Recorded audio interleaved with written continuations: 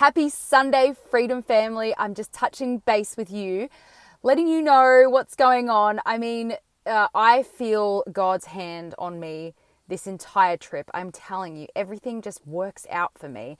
And it's not on accident. Obviously, there's a lot of effort being put into it from myself, but also, the people around me. I just had 2 amazing events in a row in Scotland, one in Glasgow and one a little bit outside of it.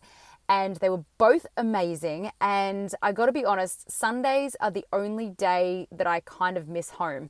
I miss my family on Sundays because we usually go to church together and then we have long brunches with multiple coffees and deep and meaningfuls. And I really love Sundays. I just love Sundays. Anyway, I got to go to an event today at someone's house and there was sunshine in Scotland. This is a miracle. I don't know if you guys know that, but there was sunshine and he had a beautiful garden area with the softest grass I've ever felt under my feet, basically. So we all went outside. We took our chairs outside. We took our feet off. We took our feet off. We took our shoes off and grounded together on the grass in the sunshine in Scotland. It's like an anomaly. It never happens. And I didn't feel like I missed my family as much because I had this amazing Freedom Family to replace them for the day. So I'm feeling very blessed right now. Now I actually have about 10 days in between events, which is exciting. So I'm going to be touring the north of Scotland and going on hikes and stuff like that. I still have some work to do in between, but I get it all done. And I just got invited by someone to go stay with their brother, and I just called him and he's ready for me now, and it was totally last minute.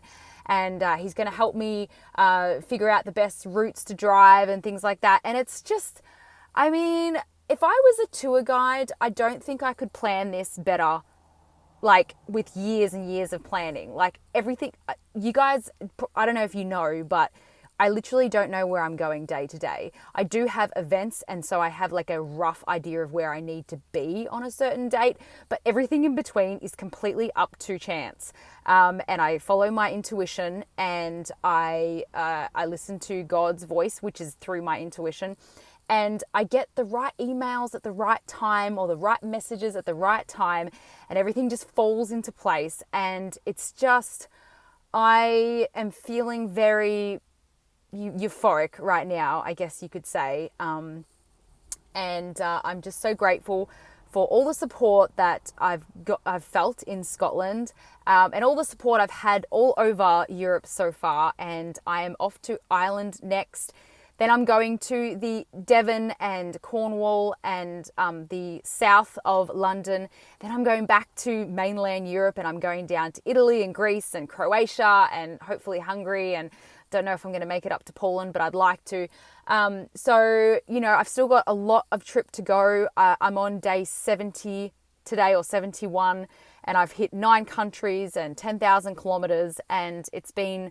I've learnt so much, and I'm so inspired by all the people I've met, because look, at the end of the day, guys, none of us have original ideas, just so you know.